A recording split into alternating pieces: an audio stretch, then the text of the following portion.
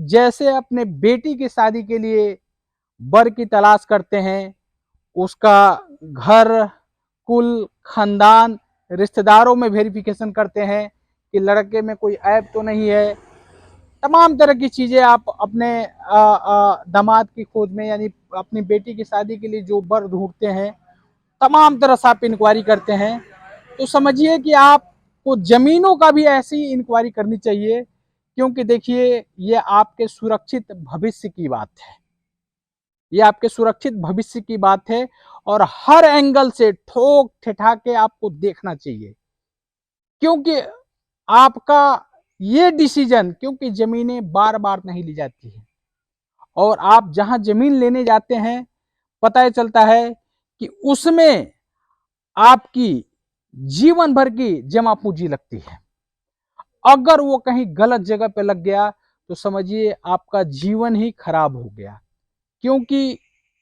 आप जीवन में लगभग 100 में 98% लोग जीवन में एक ही घर बना पाते हैं, 2% होते हैं जो कई घरों को बनाते हैं। तो इसलिए मैं आप सभी को बता रहा हूं, समझा रहा हूं कि जमीनों का, और देखिए कहीं भी आप प्लाट लेने के लिए जाते हैं तो पता ही चलता है कि आप ऐसे जगह जहां पे प्लाटिंग होती है सिर्फ लोग मिट्टी बेच के भाग जाते हैं। आप वहां प्लाट लेंगे, बहुत तरह की चिकनी चुपड़ी बातें होती है और बेचने के टाइम पे तमाम तरह के वादे करते हैं कि हम आरसीसी रोड बना के देंगे, सीवर लाइन डाल के देंगे, सारी तमाम तरह के कमिटमेंट करते हैं, लुभावने कमिटमेंट करते हैं, जहां मिट्टी बिची भग जाते हैं वहां से। साथियों नमस्कार, आज मैं उपस्थित हूं इंजीनियर सोसाइटी फेज सेकंड पे। आज यहाँ का अपडेशन मैं दिखा रहा हूँ कि क्या विकास हुआ है, कहाँ तक विकास पहुँचा है, और हर बार कुछ बातों के साथ मैं स्टार्ट करता हूँ। देखिए कि घर का सिलेक्शन, यानी ज़मीन का सिलेक्शन जो अपने सपनों का घर बनाने के लिए उस तरह से करना चाहिए, क्योंकि उस ज़मीन पे केवल आप नहीं रहेंगे, उस ज़मीन पे केवल सिर्फ आप नहीं रहेंगे, आपकी आने वाली पीढ़ी भी रहेगी। आप तो चले जाएंगे ज़मीन खरीद के, ज़्यादा से ज़्यादा कोई भी इंसान 20-25 के बाद ही घर और ज़मीन के बारे में पढ़ता है, यानी लेते लेते मकान बनाते 25-26 या 30 तक की उम्र चली जाती है। उसके बाद मान के चलिए कि ज़्यादा से ज़्यादा 40 साल, 45 साल, 50 साल का वो जीवन बिताता है। उसके बाद उस ज़मीन पे उसकी आने वाली पीढ़ी आ जाती है। तो मैं बताना चाहता हूँ कि आप जैसे अपने बेटी की शादी के लिए वर की तलाश करते हैं, उसका घर, कुल, खानदान, रिश्तेदारों में वेरिफिकेशन करते हैं कि लड़के में कोई ऐब तो नहीं है, तमाम तरह की चीज़ें आप अपने दामाद की खोज में, यानी अपनी बेटी की शादी के लिए जो वर ढूंढते हैं, तमाम तरह से आप इंक्वायरी करते हैं। तो समझिए कि आपको ज़मीनों का भी ऐसी ही इंक्वायरी करनी चाहिए, क्योंकि देखिए ये आपके सुरक्षित भविष्य की बात है। ये आपके सुरक्षित भविष्य की बात है और हर एंगल से ठोक ठिठा के आपको देखना चाहिए, क्योंकि आपका ये डिसीजन, क्योंकि ज़मीनें बार बार नहीं ली जाती है और आप जहां ज़मीन लेने जाते हैं, पता चलता है कि उसमें आपकी जीवन भर की जमा पूंजी लगती है। अगर वो कहीं गलत जगह पे लग गया तो समझिए आपका जीवन ही खराब हो गया, क्योंकि आप जीवन में लगभग 100 में 98% लोग जीवन में एक ही घर बना पाते हैं, 2% होते हैं जो कई घरों को बनाते हैं। तो इसलिए जिसमें आपकी जमा पूंजी लग रही है और जहां पे आपका भविष्य है, तो आपका भविष्य, कहते हैं ना कि वर्तमान में आप सही करिए, वर्तमान में आप सही करिए,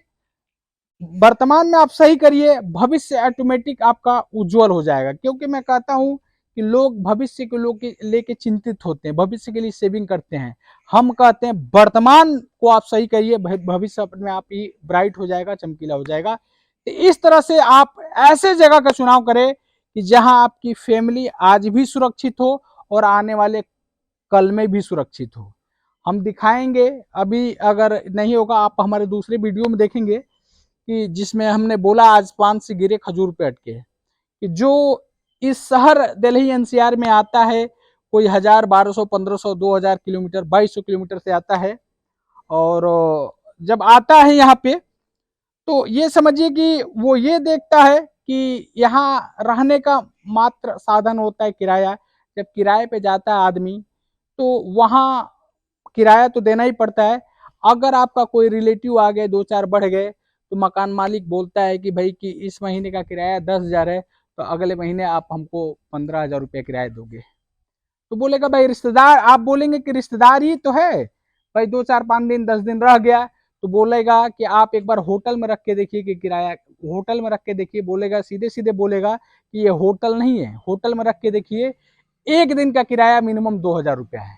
हम तो पूरे महीने का आपका 5,000 रुपया बढ़ा रहे हैं या 3,000 बढ़ा रहे हैं। आप होटल में रख के देखिए अपने रिलेशन को, क्योंकि भाई ये होटल नहीं है, आपको 2 आदमी के लिए रहने के लिए दिया हूं, तो आपको सिर्फ 2 ही आदमी रहना है।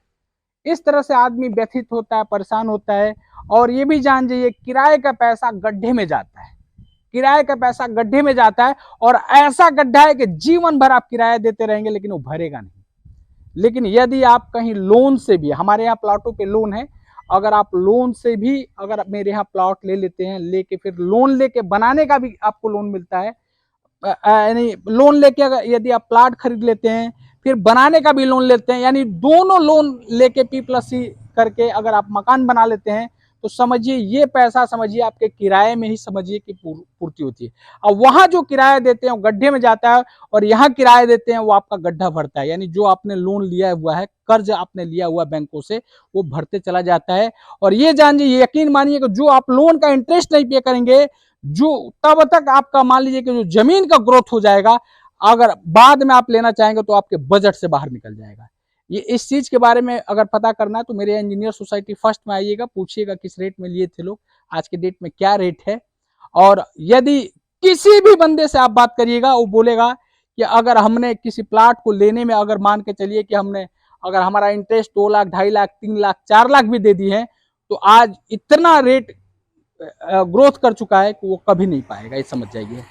तो इसलिए मैं आप सभी को बता रहा हूँ, समझा रहा हूँ कि जमीनों का, और देखिए कहीं भी आप प्लाट लेने के लिए जाते हैं तो पता ही चलता है कि आप ऐसे जगह, यहाँ पे प्लाटिंग होती है, सिर्फ लोग मिट्टी बेच के भाग जाते हैं। आप वहां प्लाट लेंगे, बहुत तरह की चिकनी चुपड़ी बातें होती है, और बेचने के टाइम पे तमाम तरह के वादे करते हैं कि हम आरसीसी रोड बना के देंगे, सीवर लाइन डाल के देंगे, सारी तमाम तरह के कमिटमेंट करते हैं, लुभावने कमिटमेंट करते हैं, जहां मिट्टी बिची भग जाते हैं वहां से। लेकिन आप मेरे यहाँ आइए, फीडबैक लीजिए, जैसे कहते हैं ना कि जब दामाद को जब ढूंढा जाता है, तो हर से ठोक ठिठा के पूरी इंक्वायरी करके ढूंढा जाता है, वैसे प्लाट का ढूंढिए, क्योंकि आपके भविष्य की बात है, आपके बच्चों की भविष्य की बात है। आइए डेवलपमेंट का दिखाता हूँ, आज का क्या प्रगति हमारे सोसाइटी में। जो एक मेजर वर्क था STP का हमारा, लगभग देखिए कास्टिंग चल रही थी, ये कास्टिंग हो गई है, देख रहे हैं आप। चूंकि ये इतना मोटा कास्टिंग किया गया है, आप देख रहे हैं, ये देख रहे हैं ना, ये लगभग मान के चलिए कि नियर अबाउट देखेंगे तो इधर इधर से तो आपको 1 फीट से ज्यादा दिख रहा है, लेकिन लगभग 9 इंच या 10 इंच के आसपास, इधर देखेंगे तो 9 या 10 इंच के आसपास का है। और डबल जाल में कास्ट हुआ है, क्योंकि इस पे भविष्य में, इसके ऊपर भविष्य में हैवी लोडेड ट्रक आएंगे, ट्रक भी आएगा, हैवी लोडेड गाड़ियां भी आएंगी। वैसे तो हमारे यहाँ हैवी लोडेड गाड़ियों को हम बैन कर देते हैं, लेकिन आएगा, जरूर आएगा। और इस तरह से देखिए ये हमारा कास्टिंग हो गया है, और इस पे देखिए ये पानी डाला गया है, ये लगभग 15 दिन, यानी 15 दिन मिनिमम इस पे पानी का ये रहेगा, ये तराई बोलते हैं, जिससे कि भाई ये अच्छा रहे। बेटा इसकी क्यूरिंग करते रहना चारों तरफ से, ठीक है ना, ये चीजें। और आइए देखिए सीवर लाइन हमारे सोसाइटी का कंप्लीट हो चुका है, और कुछ थोड़ा बहुत काम चल ही रहा है। ये देखिए मेन होल की फिनिशिंग कर रहे हैं, इसकी घुटाई भी करोगे ना। ये देखिए हमारा, आ जाओ नजदीक से जरा दिखा दो इनको, जो देखने वाले हैं। या आप देखेंगे इसमें देखिए 4-4 पाइप, एक देखिए उधर पाइप है, एक इधर पाइप है, और इसके सामने एक और पाइप आया हुआ है, देख रहे हैं ना, ये 4-4 पाइप। एक नीचे वाली मेन लाइन है, देख रहे हैं ना, अभी एक काम चल रहा है, इसकी अच्छे से घुटाई हो जाएगी, पूरा एकदम घुटाई, मतलब इसको घुटाई बोलते हैं यहाँ के लोकल लैंग्वेज में, और एक तरह से नीट सीमेंट पनिंग बोलते हैं। ये पूरा हो जाएगा, फिनिश हो जाएगा, और ये जो भी काम हो रहा है मान के चलिए आपके फ्यूचर के लिए हो रहा है, और एक बार काम होने के बाद ये आपके लाइफ टाइम के लिए कभी खराब होने वाली चीजें नहीं है। जबकि जो हम सीवर पाइप हमारे बगल में पड़े हुए हैं, जो कहते हैं ना कि देखिए वो सीवर पाइप पड़े हुए हैं, और इस पाइप को, सीवर पाइप पड़े हुए, और इस पाइप को ये बोला जाता है कि दादा लगाए पोता बढ़ते। मतलब ये डल गया है कि जो कि ये सड़ना ही नहीं है, गलना ही नहीं है। इसकी लाइफ आप पता करिएगा कि ये मान के चलिए 100 साल, 150 साल, 200 साल तक की ये चलने वाली चीजें हैं, जबकि पीवीसी है, यानी खराब होगी नहीं। बाकी डैमेज ना हो तो कोई दिक्कत ही नहीं है। तो हम प्रयास ये करते हैं कि अपनी सोसाइटी को जितना बेटर बना सकते हैं, हम बार बार कहते हैं कि जो अब तक हमने काम किया है वो तो कोई करके देने वाला नहीं है, लेकिन इससे बेटर हम कैसे करें, इससे और अच्छा कैसे करें, क्या हमारे कामों में और हम सुधार कर सकते हैं, उसका प्रयास करते हैं, और इस तरह से हम काम को करके देते हैं। बाकी आगे चलिए, अब फेज थर्ड को आज दिन में दिखाऊंगा कि फेज थर्ड में क्या प्रगति है।